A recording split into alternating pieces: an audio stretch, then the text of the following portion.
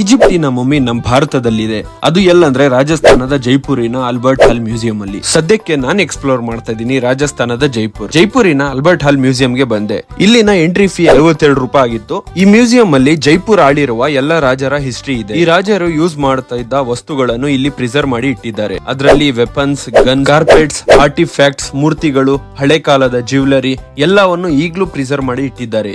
ಹಾಗೆ museum explore ಮಾಡುತ್ತಿರುವಾಗ ನಾನ್ ಕಂಡೆ ಈ ಸ್ಟ್ಯಾಚು. ಈ ಸ್ಟ್ಯಾಚು ಅನ್ನು ನೋಡಿದಾಗ ಫಸ್ಟ್ ನಂಗೆ ನೆನಪಾಗಿದ್ದು ಈಜಿಪ್ಟ್. ಒಳಗಡೆ ಹೋದೆ, ಇಲ್ಲಿ ನಾನ್ ಕಂಡೆ ಮಮ್ಮಿ. ಇದು ಈಜಿಪ್ಟಿನ ಮಹಿಳೆ ತೂತು ಎಂಬ ಹೆಸರಿನ ಮಮ್ಮಿ. 2300 ವರ್ಷಗಳ ಹಳೆಯ ಮಮ್ಮಿ ಇದು. ಇದನ್ನು 1883ರಲ್ಲಿ ಈಜಿಪ್ಟಿನ ಮ್ಯೂಸಿಯಮರು ಆಗಿನ ರಾಜ ಸವ ಈಶ್ವರ್ ಸಿಂಗ್ ಅವರಿಗೆ ಗಿಫ್ಟ್ ಕೊಡುತ್ತಾರೆ. 2011ರಲ್ಲಿ ಇದನ್ನು ಎಕ್ಸ್ರೇ ಮಾಡಿದಾಗ ಈ ರೀತಿ ಇತ್ತು. ಇನ್ನು ಡಿಕಂಪೋಸ್ ಆಗಿಲ್ಲ. ಅದ್ಭುತ ಅಲ್ಲ ಫ್ರೆಂಡ್? ಮ್ಯೂಸಿಯಂ ನೋಡಿ ನಾನ್ ಬಂದೆ ಆಚೆ ಕಡೆ ರಾಜಸ್ಥಾನಿ ಕಟ್ಪುತ್ಲಿ ಶೋ ನಡೀತಿತ್ತು. ಮ್ಯೂಸಿಯಂ ನೋಡಿಕೊಂಡು ನಾನು ಜೈಪುರಿಗೆ ಬಾಯ್ ಬಾಯ್ ಹೇಳೋ ಸಮಯ ಬಂತು. ಅದನ್ನು ಮುಂದಿನ ವಿಡಿಯೋದಲ್ಲಿ ಕಂಟಿನ್ಯೂ ಮಾಡೋಣ.